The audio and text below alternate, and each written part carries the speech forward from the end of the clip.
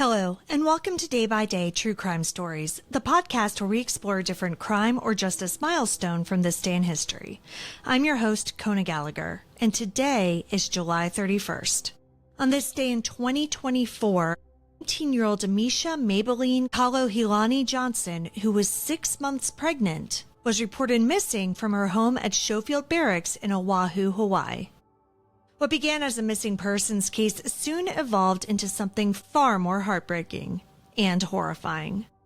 Today, we're talking about the disappearance and murder of Misha Johnson. Let's get started.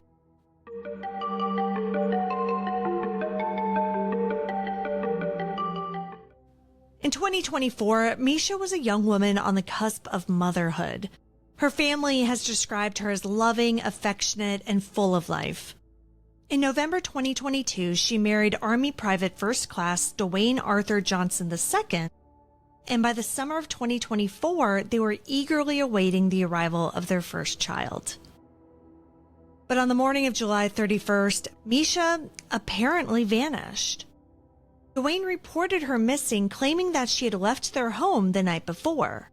Yet something didn't add up. Misha's phone, wallet, and keys were still inside the house.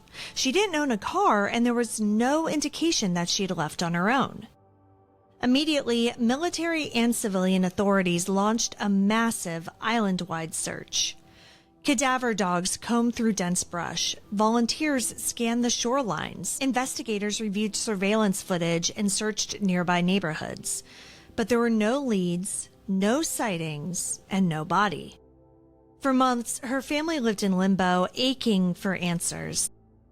In February 2025, the Army officially changed Misha's status to presumed deceased due to her prolonged disappearance and complete lack of contact. Alongside that heartbreaking announcement, Army CID offered a $10,000 reward for information about what happened to Misha. Almost immediately after he reported her missing, suspicion turned toward Dwayne Johnson. On August 19, 2024, just weeks after Misha disappeared, he was taken into military pretrial confinement. At first, the charges were jarring, but not directly tied to Misha's disappearance. He was charged with false statements, obstruction of justice, and, shockingly, possession of child sex abuse material. Once Dwayne was in custody, the investigation into Misha's disappearance continued. Surveillance footage showed Dwayne purchasing cleaning supplies and tools in the days surrounding Misha's last known movements. Investigators suspected that those items were used to destroy evidence. Family members raised concerns that text messages that had allegedly been from Misha after July 12th didn't sound like her. And remember, July 12th is over 2 weeks prior to Dwayne reporting her missing. Investigators believed that Dwayne was impersonating his wife, trying to cover his tracks. He even took part in the search efforts. He distributed flyers, talked to neighbors, and appeared to be helpful. But to police, these gestures began to look more like manipulation than concern. By late August, the Army charged Dwayne with the murder of Misha Johnson and the unlawful killing of their unborn child. The indictment listed 19 total counts, including the original charges and new counts based on the mounting evidence. The case against Dwayne was now built on behavior, surveillance, deception, and a growing pile of inconsistencies. On June 3, 2025, Dwayne Johnson stood before a military court at Wheeler Army Airfield and pleaded guilty to voluntary manslaughter, obstruction of justice, and lying to authorities. Charges related to the child sex abuse material were dismissed as part of the plea deal. During testimony, Johnson finally admitted what investigators and Misha's family had feared most. He said that on July 12th, the couple was on their way to a family gathering, but before they could leave, they had an argument in their home. According to Dwayne, Misha was screaming at him and accused him of cheating on her. In a fit of rage, he struck Misha in the head with a machete. The blow was fatal. Then, in a grim attempt to hide what he had done, he tried to dismember her body with the same weapon. When that failed, he used a chainsaw.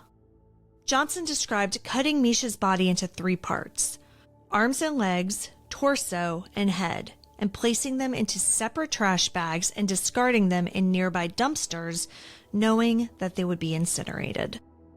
He also admitted to sending fake text messages from her phone to family members to buy time and create the illusion that she was still alive. Dwayne testified through tears about what he did and expressed remorse, but the investigation showed that he was on dating apps just days after the murder.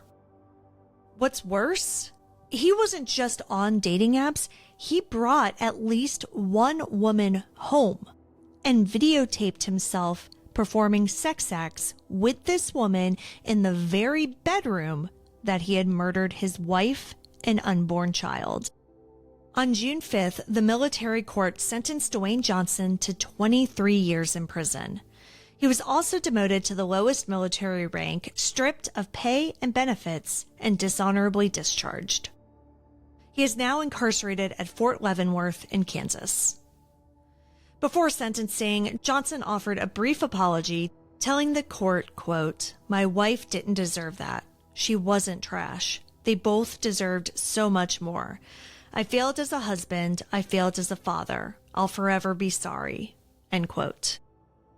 But for many, 23 years feels wildly insufficient. Victim advocates and political leaders, including Hawaii Congresswoman Jill Takuda, call the sentence inadequate given the brutality of the crime. Army prosecutors defended the deal, explaining that with no body and limited physical evidence, the plea ensured a conviction and spared Mischa's family a prolonged trial. But for Mischa's sister, Mariana Tapiz, the punishment would never be enough. She told reporters, quote, "If we can't have Mischa, the least we can do is make sure that man stays in jail," end quote. The emotional toll of this case extends beyond the courtroom.